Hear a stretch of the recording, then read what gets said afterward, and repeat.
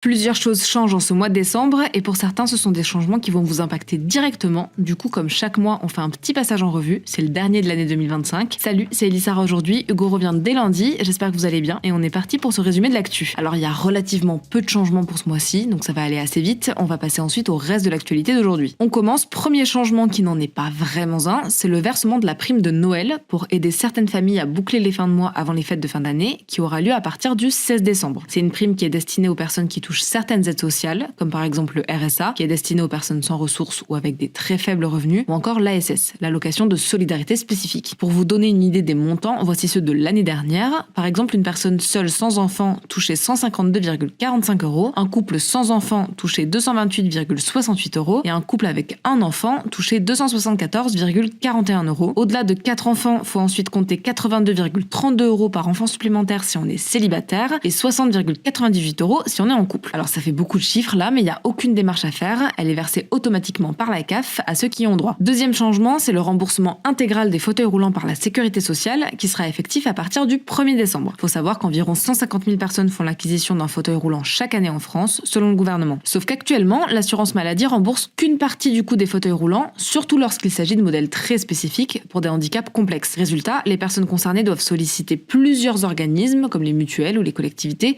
ce qui alourdit les démarches et laisse souvent un reste à charge, donc un reste à payer si vous voulez, assez important. Et donc avec cette nouvelle mesure, les usagers auront plus besoin de multiplier les démarches auprès de différents financeurs, ce qui va simplifier les procédures et accélérer l'obtention d'un fauteuil. La réforme prévoit aussi la prise en charge des options et accessoires du fauteuil lorsqu'ils sont prescrits par un professionnel de santé et jugés indispensables pour compenser le handicap. Troisième changement, à partir du 1er décembre, le complément de libre choix du mode de garde pourra être versé indépendamment à chacun des deux parents en cas de garde alternée. Alors en fait, c'est une aide financière qui permet aux parents de payer une partie des frais de garde pour un enfant de moins de 6 ans.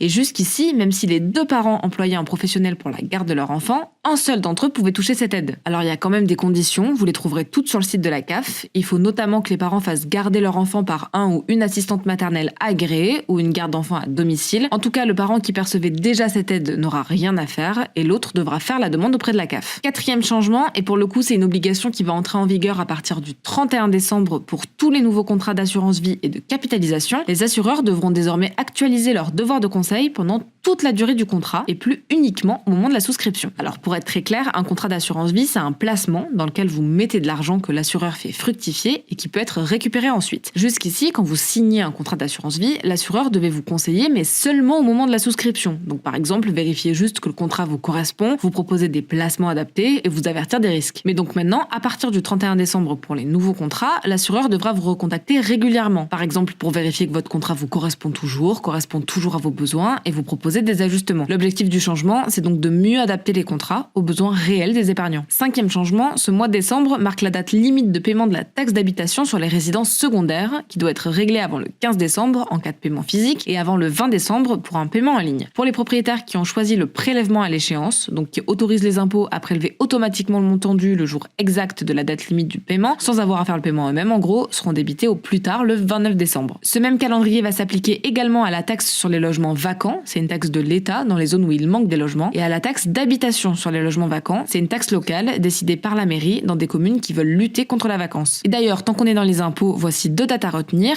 La première, c'est celle du 6 décembre, la date limite pour ajuster si besoin votre taux de prélèvement à la source afin que votre impôt sur le revenu 2026 corresponde à votre situation réelle. Et la deuxième, c'est le 3 décembre, la dernière limite pour corriger en ligne votre déclaration d'impôt 2025 sur les revenus de 2024.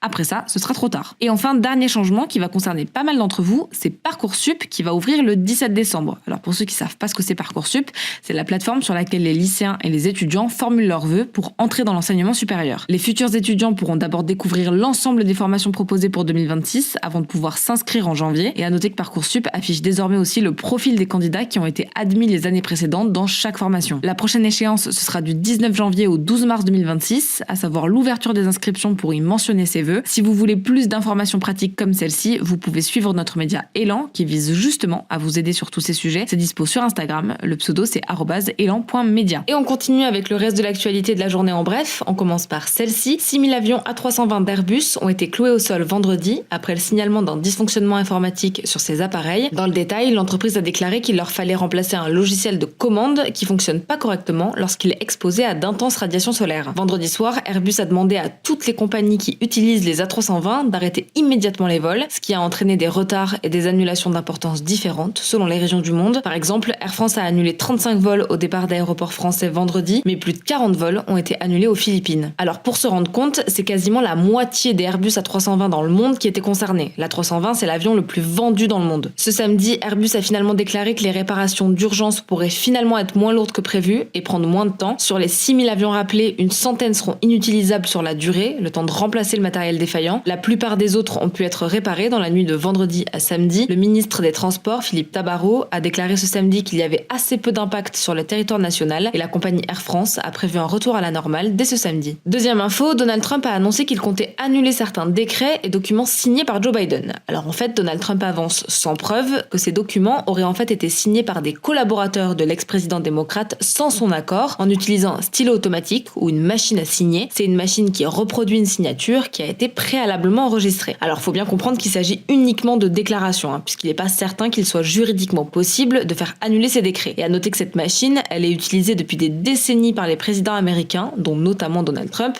lorsqu'ils ont trop de documents à signer. Lors de la campagne présidentielle américaine de 2024, Donald Trump accusait déjà Joe Biden de pas signer lui-même les documents officiels et de se faire aider par cette machine en raison d'un supposé, je cite, déclin cognitif. Il avait même remplacé le portrait de Biden accroché dans la Maison Blanche par un stylo automatique et en juin, Donald Trump avait même ordonné le lancement d'une enquête contre l'entourage de Biden qui aurait, selon les républicains, masqué le déclin de l'état physique et mental du démocrate pour prendre sa place. Joe Biden avait dénoncé des accusations ridicules et fausses. Et enfin, l'ONU a demandé vendredi l'ouverture d'une enquête approfondie après l'exécution de 2 Palestiniens par des soldats israéliens en Cisjordanie, un territoire palestinien occupé illégalement par Israël selon le droit international. Le porte-parole du Haut-Commissariat des Nations Unies, Jeremy Lawrence, a déclaré ceci devant la presse: « Nous sommes consternés par le meurtre odieux hier de 2 Palestiniens par la police des frontières israéliennes à Jénine, en Cisjordanie occupée, dans une nouvelle apparente exécution sommaire. Cette exécution a été filmée, notamment par un journaliste de l'AFP. On y voit 2 Palestiniens sortir d'un bâtiment, encerclés par des soldats israéliens. Ils ont les bras en l'air, se couchent au sol, puis sont renvoyés vers l'intérieur du bâtiment avant que des coups de feu ne tuent les 2 hommes. L'autorité palestinienne a accusé l'armée israélienne de crimes de guerre. L'armée israélienne a affirmé qu'il s'agissait de 2 individus recherchés et que l'incident est, je cite, en cours d'examen. On vous en a déjà parlé hier, mais pour rappel, depuis le 7 octobre 2023, plus d'1 millier de Palestiniens, dont de nombreux civils, ont été tués en Cisjordanie par des soldats ou des colons israéliens, selon l'AFP à partir des données de l'autorité palestinienne. Selon les données israéliennes, au moins 44 Israéliens, dont des civils et des soldats, ont été tués en Cisjordanie dans des attaques de Palestiniens ou lors de raids militaires israéliens. Voilà pour l'actualité du jour. Merci à vous de suivre ce format les samedis. Vous pouvez aussi suivre l'actu du week-end sur Instagram et TikTok. Et les actus du jour reviennent dès lundi avec toute l'équipe. En attendant, prenez soin de vous, prenez soin de vos proches et je vous dis à samedi prochain.